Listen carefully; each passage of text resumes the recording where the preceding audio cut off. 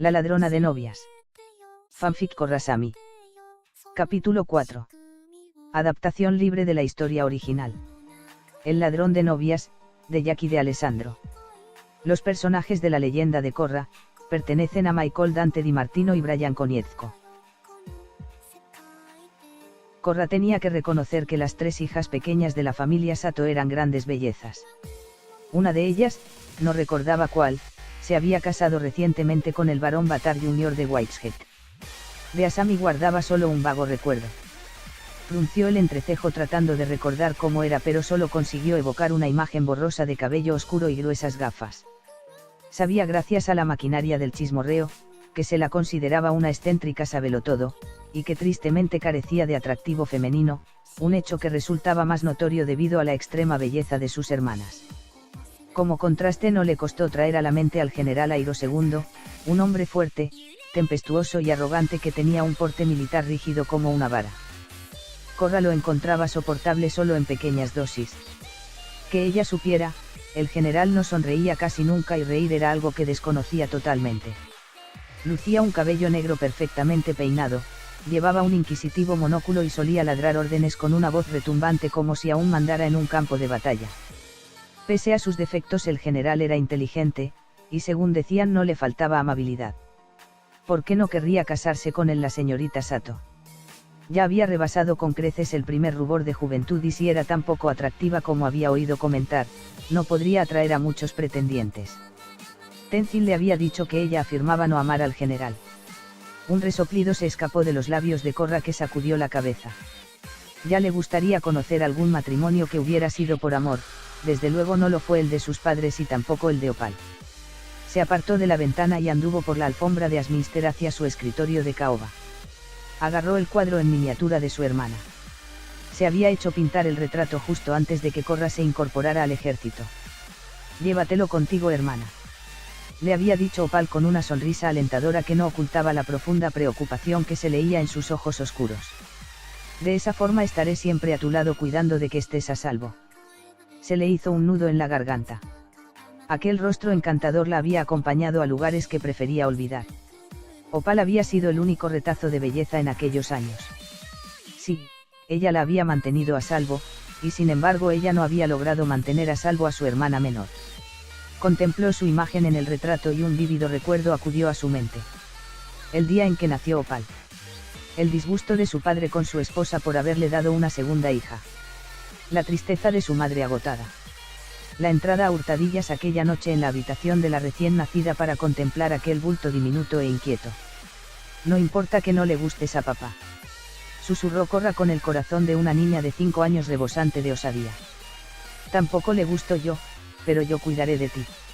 Después rodeó con un dedo el puño minúsculo de la pequeña.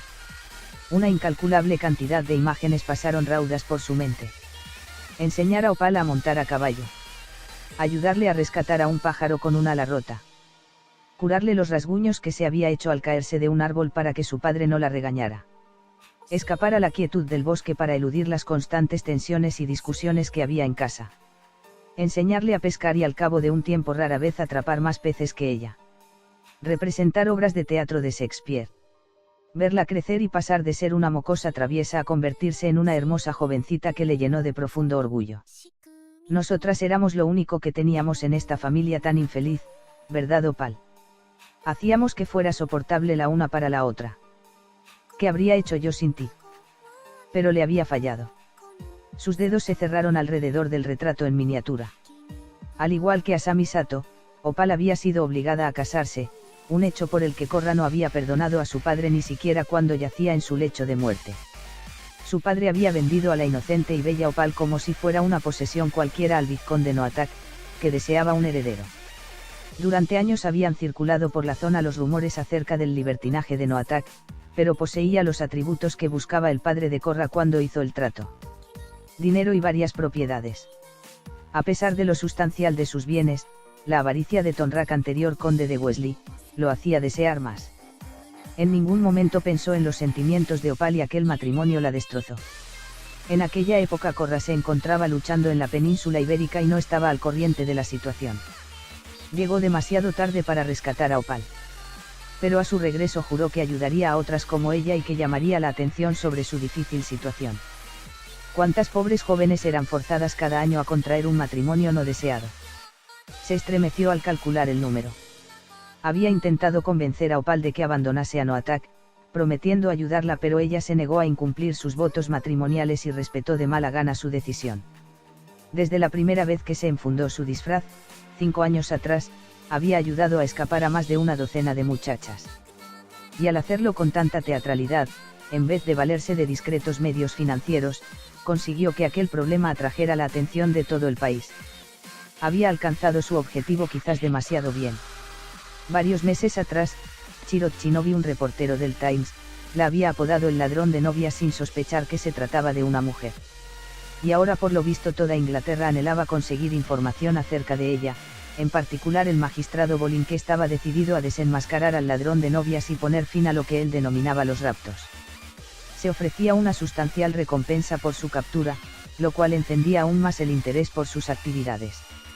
Recientemente Tenzin le había informado de un rumor que afirmaba que varios padres airados de novias robadas se habían unido con el objetivo común de capturar al ladrón de novias.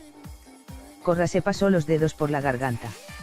El magistrado, por no mencionar a los padres, no quedaría satisfecho hasta que el ladrón fuera ahorcado por sus delitos. Pero Korra no tenía intención de morir. Aún así, la búsqueda del ladrón de novias había aumentado hasta el punto de que cada vez que Korra se ponía el disfraz arriesgaba la vida.